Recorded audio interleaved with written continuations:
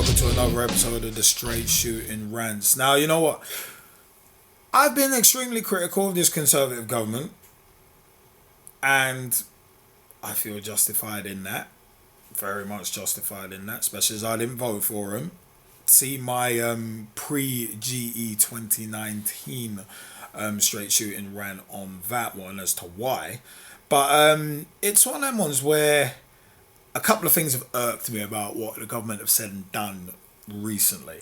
Now, the first one is the initiative they've brought in about it being illegal to have sex with anyone outside of your household. Now, that's funny in and of itself. It is actually pretty hilarious. It's hilarious that it's had to even be said, but it's hilarious that they've actually even said, right, this is now illegal. It's like, yeah, okay.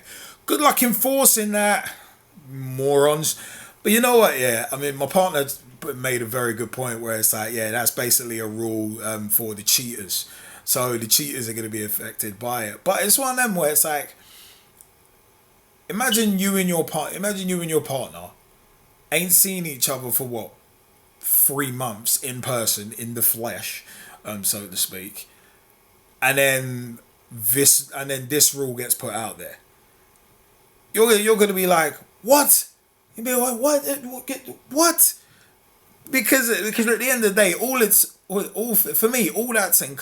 encouraging. Remember that porn ban that they tried to drop? I think David Cameron was really pushing for. Yeah, porn ban coming from a guy who rammed his phallus into a dead pig's face. Yeah, and you want to ban porno and you're doing that? Okay, whatever. Again, more conservative hypocrisy. Just saying. But it's one of them. For me, all this is gonna do. I'm very surprised that, back in March when there was that panic buying with toilet tissue, hand gel, and pasta. I mean, I said at that point that panic buying, masturbation must have become really acceptable these days if there's going to be panic buying of toilet roll and hand gels. But it is one of them where some people may be like that funny feeling with doing the 5 knuckle shuffle with hand gel. Sounds painful, but it's one of them ones where all I can think of with that is all they're gonna do is just encourage people to frequent certain websites. I will say that much. A certain hub that a lot of people like, and I'm not talking about a business hub either, but I'm leaving that aside. But you know what? One thing it did make me think of as well is that people in their droves. And I got to shout out Conrad Thompson for this from WHW Monday. It's going to be stopusingyourhand.com. It's free easy payments, $19.99. Stop using your hand. It's going to be one of them where it's like, it beggars belief how they could even come out with this, because how the hell are they going to enforce it? How are they going to enforce it? If say the government was to bust into your house and be like, wait, hold on, that person's not from your household. However they know that, well, I guess the walls have ears, the walls have cameras everywhere. It's like, well, it's like, who's that? It'd be like Goldilocks. Who's that sleeping in that bed? I think you'll find that's my sister. Wait, what?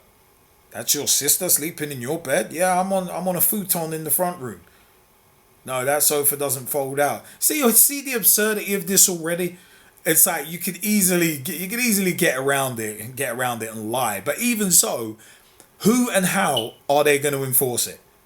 What are they gonna have someone posted? They're gonna have a policeman posted outside of every house, with people having to bring out papers. Yeah, I'm going to this house. I live in this house. They couldn't even do that during the lockdown because it was just not feasible. So how are you going to do that with people having sex?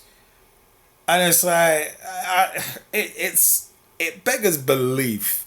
Some of the day late and dollar short stuff that this government has come out with, and clearly not like half baked, half cocked, half thought through. stuff that this government has come out with has been absolutely hilarious. I mean, hilariously absurd, albeit, but hilarious all the same. And it's just one of them where I'm just looking at myself. Wow, now you're trying. There's a lot of this that ties into one thing that I've said, that I've posted on social media before, about fear beats anger. Anger will get you Boris Johnson, Donald Trump, and in control, and Brexit. That's what anger will get you. But fear will get you mandatory vaccines, microchips in hands, and a complete stripping of civil and human rights. That's what fear will get you. And remember, I said, fear always beats anger. Anger can dissipate over a few minutes, months, years, whatever. But fear will always be permanent. It's always permanent because you look at phobias. Someone's got arachnophobia, that's staying with them for life, generally. So you might have to get Uri Geller hypnotizing you to cure that one. Or Kenny Craig from Little Britain. Look at my eyes. Look at my eyes. The eyes. Don't look around the eyes. Look into the eyes. 3, 2, 1. You're under. So it's one of them where it's like it's one of them where it's like the government. I mean, I'm fortunate. I've got my partner. Everything's good, and I ain't gonna worry about that. But for those who were organising booty calls on a regular basis, it's like, ooh, you're screwed. But also, what about the pimps? What about all them pimps out there? Holler if you hear me. No, I'm kidding. It's one of them ones. One thing that literally just crossed my mind. Yeah, what about all the hookers out there? What about all the prostitutes? Like, you know that they have to make ends meet. So, if you'll pardon the phrasing, they have to make ends meet. So what? You're gonna cut their business now? So, I mean, it's one of them was yeah. It's like hello, Charmaine the Hook, Charmaine Sparkle speaking. It's like, yeah, yeah, well, I can't really give you what you want. Oh, I can't do hand jobs. No, sorry. Yeah, I can't. This COVID thing's got me. I can't really do anything at the moment. I don't know when I mean, well, sorry, I just can't do anything. I mean, unless you're interested in phone sex, we can do that. It's like, yeah. So you're literally cutting off that business. I mean, the porno industry, they must be really feeling it, and not feeling what they want to be feeling.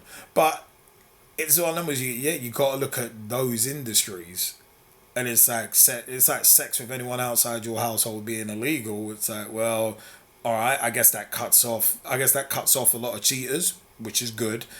But at the end of the day, it feels like another infringement on people's rights. It does feel like that. And this is from a cluster of a government who just have been a day late and a dollar short with everything and ain't got anything right.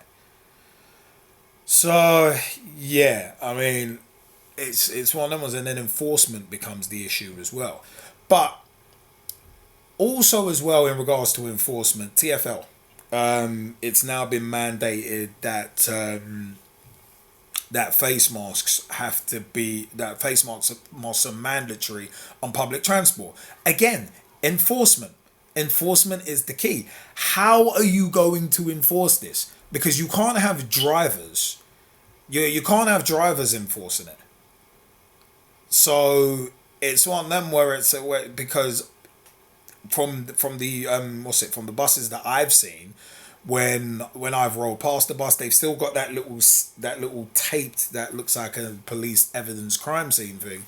They've still got that tape between the drivers and the rest of the bus, and also it's a case of drivers ain't opening the front doors. So in theory, from June 15th they're going to start doing that. Are drivers going to be regulating who comes on and off and saying, if you ain't got a mask, you can't come on? It's one of them. If I've paid for a travel card or whatever, and I'm paying those extortionate rates, especially if I'm going into zone 1 via tube, you're going to tell me I can't use the service just because I ain't got a face mask? It's like there have been a lot of occasions, especially during the beginning of this pandemic, where there was a shortage of face masks. What if that happens again? What, so you're going to ban people from public transport just because they ain't got one? It's on, again, half-baked, half-cocked. And if you're going to do it, you should have done it from the start, not 3-4 months in. So it's like, what, they're going to bring that in mid-June when the pandemic's been going since mid-March. So it's like, dude, day late, dollar short. And I said, how are you going to enforce it? Remember, they couldn't even have a ticket. They couldn't even have a ticket. I'll put it this way. Remember, they couldn't even have a ticket inspector on every goddamn bendy bus, let alone having one on every tube train monitoring, every tube station, every bus around London, every 18, every 295, every 220, 72, 283. The list goes on. It's just not feasible. Once again, it's like, and also, what's it going to be? Is it going to be like violating speed limits and the congestion charge, where if you're spotted without a mask, they take a picture of you and send it to your house, and along with a on the spot fine of £30? No.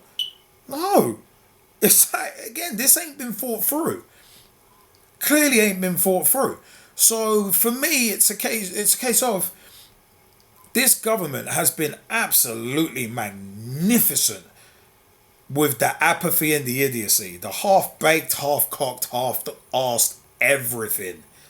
They've done it with everything, and it just beggars belief how people voted for this back in December. You surely had to have known that a government run by Boris Johnson was going to be a cluster in every sense of the phrase, every sense of the word. But yeah, I mean, it's one of them ones. I mean, as said though, with enforcement, you can't have the drivers enforcing it because they can't get close enough to enforce it, and they're only opening the back doors unless you're going to put the drivers at risk again, which is not a smart move. And it's like, TFL were furloughed quite a few people. I personally know people that they've furloughed. So what, are they going to just reallocate those people to buses and tubes now? How are you going to regulate every tube train unless you have one running per hour? Or every bus unless you have one running per hour and you stick an inspector on there just going around, where's your face mask? Where's your face mask? And also, is there going to be hand sanitizing stations on every tube train, on every bus? Is there going to be free masks given out? Is there going to be like a dispenser of free masks and free gloves? No, there isn't. So no, it's not going to work. I personally just don't think it's going to work. And also, and this is bound to happen once everything starts proper opening up on June 15th. This is going to happen. You're going to see in central London clusters and clusters of people getting on buses. Let's say you got 50 people getting on a bus or a tube train at once at rush hour. What are you gonna take the time to go? Oh, you've got a face mask. You ain't. Nope, you can't go on. Stand there if you got a face mask. Stand there if you. You know how long that's gonna take. How long that's gonna take to do, and you're gonna have to have the manpower to do it as well. So, again, it's a circus. I'm sorry, it's a circus. The government and their sex ban, let's call it that, and this whole thing about making face masks mandatory on public transport. Once again, the second one, day late, dollar short, how are you going to enforce it? The first one, idiots, how are you going to enforce it? How are you going to enforce any of this? They couldn't even enforce the goddamn lockdown properly. And that was always never going to be enforced properly. Not just because of the poor leadership by example, Nigel Farage, Dominic Cummings, among others, breaching the lockdown on numerous occasions. But it's one of them ones where it's like, how... no, it's just stupid. It is literally stupid. But hey, let me know your views. Comment section is down below. Down where? Down there.